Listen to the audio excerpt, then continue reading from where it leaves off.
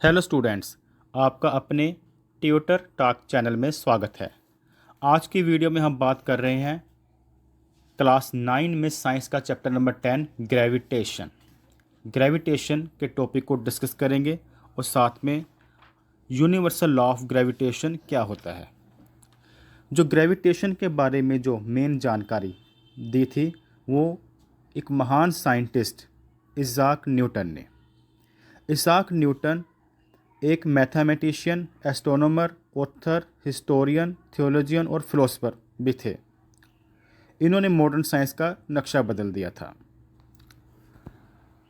इसके बारे में अलग अलग कहानियाँ प्रचलित है, जिसमें कि मेन कहा जाता है कि एक बार आज से 350 साल पहले की बात है, 1665 में, जब उनकी उम्र केवल 23 साल की थी, तो एक बार वे अपने बाग में खेल रहे थे और खेलने के बाद थक जाने पर वह एक एप्पल ट्री के नीचे रेस्ट करने के लिए बैठ गए। और जब वह एप्पल ट्री के नीचे बैठकर रेस्ट कर रहे थे तो कुछ समय बाद उनके सर पर एप्पल गिरा।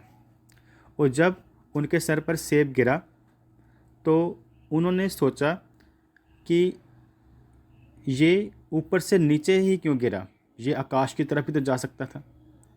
और तब उनके सर पर उन्हें चोट भी लगी और वो बहुत सोच में पड़ गए कि आखिर ये सेब लेफ़्ट क्यों नहीं गया, ये सेब राइट की तरफ क्यों नहीं गया, ये ऊपर से नीचे ही क्यों आया। तो इस तरह से सोचते सोचते उन्होंने ग्रेविटेशन के बारे में बताया कि जो अर्थ में कुछ ना कुछ ऐसी पावर है जो ऊपर वाली चीज़ों को नीचे की तरफ अट्रैक्ट करती है। और उन्होंने आगे बताया, the earth attracts all object toward its centre, कि अर्थ सभी वस्तुओं को अपने सेंटर की तरफ, अपने केंद्र की तरफ खींचती है।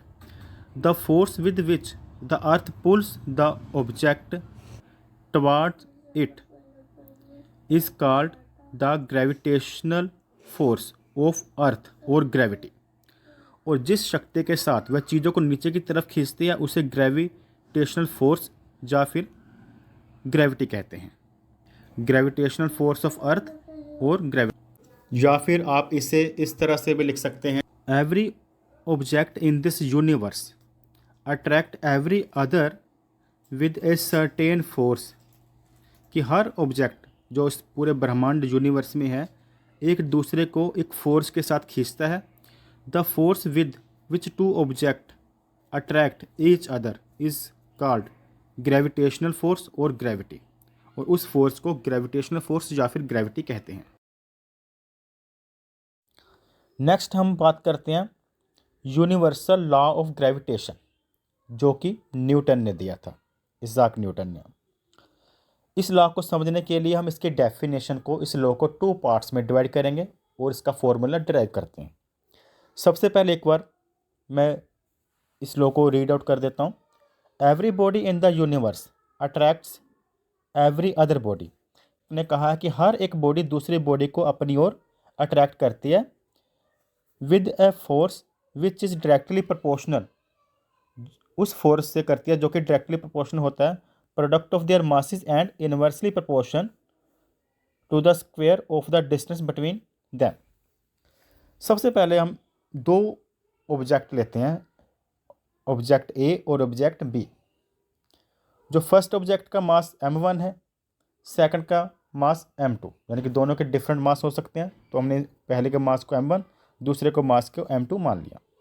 और इन दोनों ऑब्जेक्ट के बीच में जो दूरी है, डिस्टेंस है, उसको r से रिप्रेजेंट करेंगे। अब इस लॉ को एक्सप्लेन करते हैं।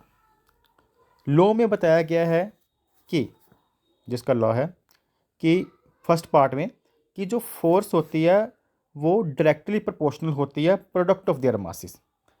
तो फोर्स प्रोपोर्शनेट के साइन को इस तरह से लिखा जाता है, m1 cross m2, m1 cross m2 product of their masses. First हो गया। कहने का मतलब, अगर तो इन दोनों के मास का प्रोडक्ट ज़्यादा होगा तो फोर्स ज़्यादा होगी, अगर m1 मल्टीप्लाई m2 कम होगा तो फोर्स भी कम होगी। सेकंड पार्ट जो इस लॉ का है वो हमें बताता है, force between two body is inversely proportional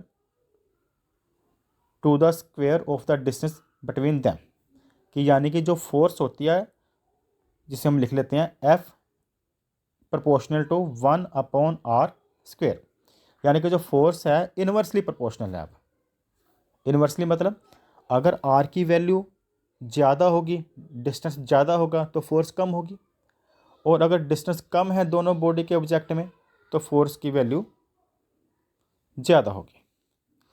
अब इन दोनों जो हमने लिखी हैं इक्वेशन 1 इक्वेशन 2 को अगर कंबाइन करें तो फोर्स का दोनों का फॉर्मूला क्या बनता है, force is proportionate to m1 multiply m2 upon r square. अब अगर हमने बीच में प्रोपोर्शनेट का साइन हटाना है तो हम क्या लगाएंगे, F इक्वल जी एक कांस्टेंट है। जब भी प्रोपोर्शनेट का साइन हटाना हो तो हम इक्वल डालना हो तो हमें कुछ ना कुछ कांस्टेंट लेना पड़ता है, फिजिक्स हो या कोई डेरिवेशन हो। तो जी एक तरह से ग्रेविटेशनल कांस्टेंट है, तो इस तरह से फॉर्मूला हमारा बनेगा F equal G multiply m1 multiply m2 upon r square.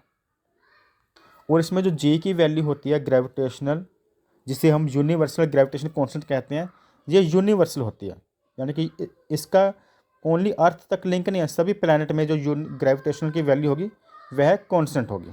तो ये था यूनिवर्सल लॉ ऑफ ग्रेविटेशन। अगर आपको यह वीडियो पसंद आई हो तो इसे लाइक करना ना भूलें। Thanks for watching.